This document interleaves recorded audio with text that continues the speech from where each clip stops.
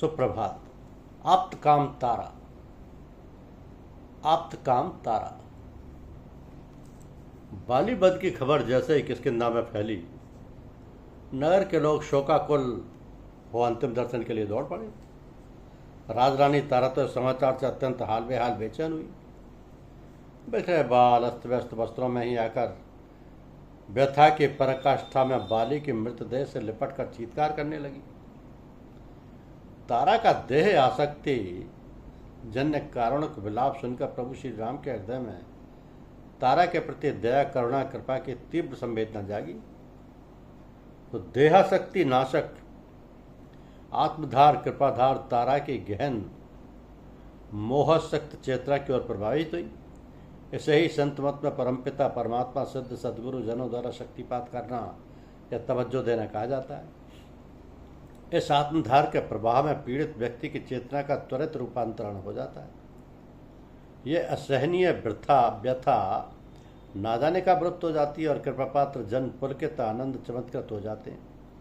तो प्रभु श्री राम ने अतिशय व्यथित तारा से मात्र इतना सा ही कहा था कि तारा बिकर देख रघुराया, दीन ज्ञान हर लीन ही माया, छितजल पावक गगन समीरा, पंच रचित अति अधम शरीरा, प्रकट सो तन तब आगे शोभा, जीव नित्य कह लगे तुम रोवा, उपजा ज्ञान चरण तब लागी, लीने से परम भगति पर मांगी। कि पृथ्वी जल अग्नि आकाश और वायु इन 5 तत्वों से निर्मित अत्यंत अधम शरीर तो प्रत्यक्ष ही तुम्हारे सामने चिर निद्रा में लीन पड़ा हुआ है। अर्थात शरीर तुम्हारे सामने ही मौजूद है, कहीं गया ही नहीं। और जीव आत्मा अजर अमर नित्य शाश्वत है, फिर तुम किसके लिए रो रही हो? ये उपरोक्त केवल 2 बातें सुनकर कि शरीर नासवान है और जीवात्मा अजर अमर है, तारा को आत्म तत्व बोध हो गया, स्वरूप बोध हो गया। होता भी क्यों नहीं, क्योंकि प्रभु का तो यह विरद ही है कि मम दर्शन फल परम अनुपा, जीव पाव निज सहज स्वरूपा। तारा को इसके पूर्व कभी भी श्री राम के प्रत्यक्ष दर्शन का सौभाग्य नहीं मिला था।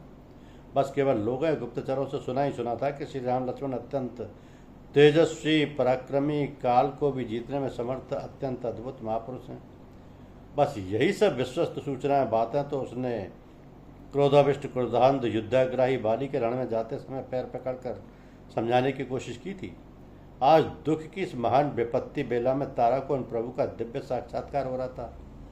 सो इस दुर्लभ दर्शन का अनुपम फल स्वरूप उपलब्धि आत्म तत्व बोध तो होना ही था। यह दुर्लभ घटना तारा के जीवन में प्रभु कृपा से ही घटित हो गई। आई थी पति के चिरवियोग की दारुण व्यथा में रोती कलपती चीखती चिल्लाती बदमाश, और अब लौट रही है आत्मतृप्त आप्तकाम आत्मसंतुष्ट प्रभु भक्ति में सराबोर आनंद मग्न दिव्यानुभूति से कृतार्थ अति धन्य तारा। धन्यवाद।